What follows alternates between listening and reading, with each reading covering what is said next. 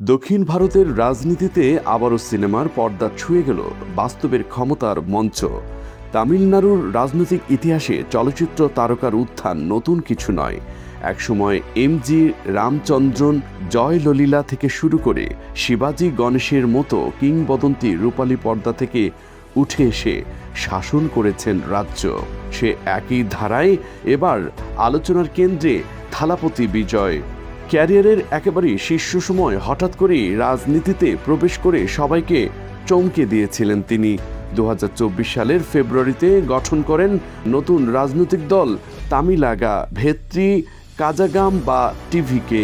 যদিও লোকসভায় নির্বাচনের অংশ নেয়নি তার দল, তবে শুরু থেকেই লক্ষ্য ছিল 2026 সালের বিধানসভা নির্বাচনকে ঘিরে বড় রাজনৈতিক লড়াই।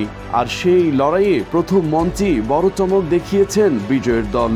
একাই মাঠে নেমে শক্ত প্রতিদ্বন্দ্বিতা গড়ে তুলেছেন টিভিকে, যেখানে ডিএম কংগ্রেস ও বাম জোটে আর এমআই এডিএমকে বিজেপির সঙ্গে জোটে, সেখানে একক শক্তি নিয়েই লড়েছেন বিজয়ের দল।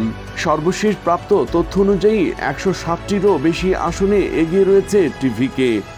সরকার গঠনের জন্য প্রয়োজন 118 আসন।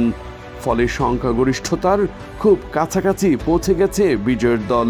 সবচেয়ে বড় চমক নিজের দুটি আসন থেকে প্রতিদ্বন্দ্বিতা করেই তিনি দুটিতেই এগিয়ে আছেন।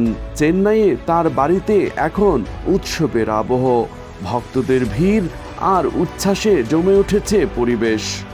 বিশ্লেষকদের মতে তরুণ ভোটারদের বড় একটি অংশ এবার ঝুঁকেছে বিজয়ের দিকে। সেই তরঙ্গই বদলে দিচ্ছে নির্বাচনের সমীকরণ। মাস্টার লিউ সহ একের পর এক ব্লকবাস্টার সিনেমায় এই নায়ক এবার যেন লিখেছেন নিজের জীবনের সবচেয়ে বড় চিত্রনাট্য।